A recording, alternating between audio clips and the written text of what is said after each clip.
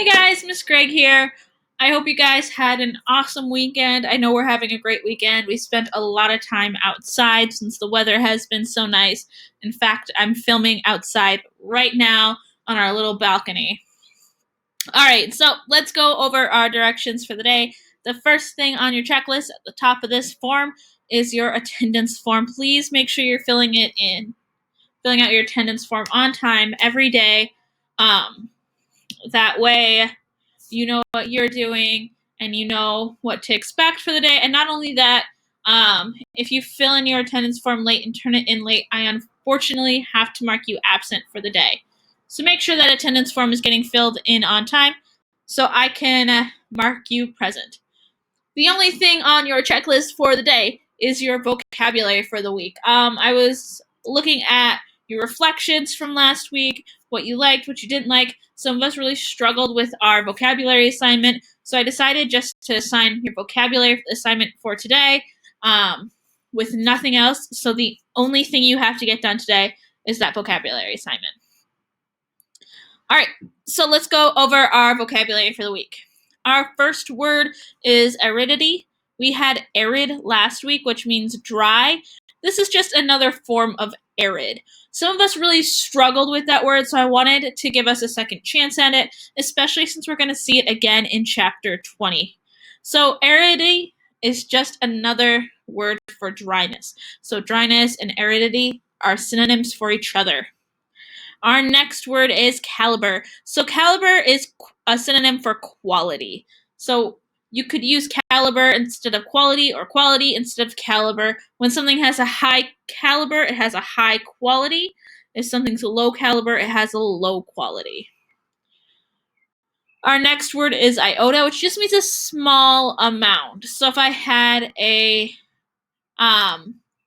I had 3 Skittles, I have an iota of Skittles. I have a very small amount of Skittles. Our next word is unmitigated. So it means to increase the severity of an offense or mistake.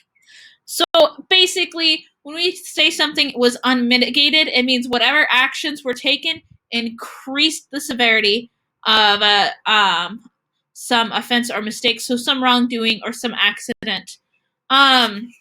We hear that word unmitigated a lot in the news, whether they talk about the unmitigated response to a natural disaster, so some kind of response that made the severity of that natural disaster worse, or an unmitigated response to some economic plan or political plan or something like that. So basically, whenever someone says the word unmitigated, they mean something has been made worse.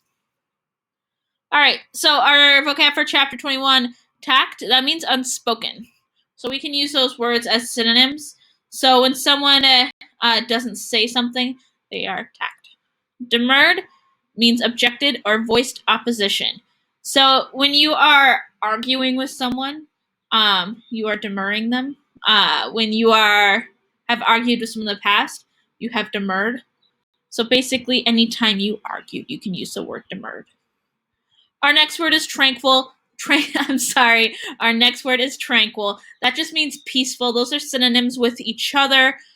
So when we see that word tranquil, it's going to mean that it was just a peaceful happening.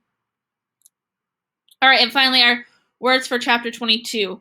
Our first word means fret, which means to worry. So anytime you fret about something, you are worrying about something. Our next word is heathen, so someone who deliberately insults religion, God, or a way of life. So we hear that word used a lot in religious circles when anyone kind of attacks a religion. It doesn't matter what religion, it doesn't matter if it's Buddhism or Christianity or Judaism or Islam.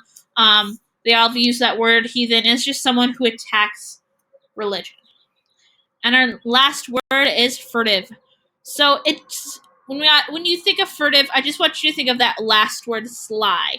So it's when someone's trying to be sly, they're trying to be furtive. Those 2 words are synonyms for each other. All right, so now that we've gotten all that stuff out of the way, I just kind of want to end this with a couple of announcements real quick because I've had some general questions asked about what we should be expecting and all this stuff. The first thing I want to address is some people have been emailing me asking about third quarter grades versus fourth quarter grades. So how I decided to do it, anything we did in person, so anything we did before the school shut down, that's going to be your third quarter grade. And I'm accepting any third quarter grade missing work until the 26th. So you still have some time to get that in, but my grades have to be safe by the 27th. So I can't accept any missing work from starting the 27th and beyond. So any of that stuff you're missing from before coronavirus, then you have until the 26th to get in. After that, I can't accept it anymore. The other question I got was about fourth quarter grades. Anything we're doing now, so anything we're doing during this distance learning, that's going to be your fourth quarter grade. So please make sure you're getting your work in because that's going to count for half of your semester grade. So half your grade, semester grade will be third quarter, half your semester grade will be fourth quarter. I think that's about it. If you have any further questions, please let me know. I'm trying to address them either individually. So, for example, if you had a more of an individual concern on your reflection, I tried to address that as feedback within the forum about your concern. Or I've been emailing straight back and forth with people. Just please let me know if you have any concerns or questions or anything. I try to get back to you as soon as I can. You always have my email. You can always text or call. You have that phone number in your plan for closure document. And then finally, you can always just leave a comment on Google Classroom too as well. All right, guys, I'll see you later. Bye.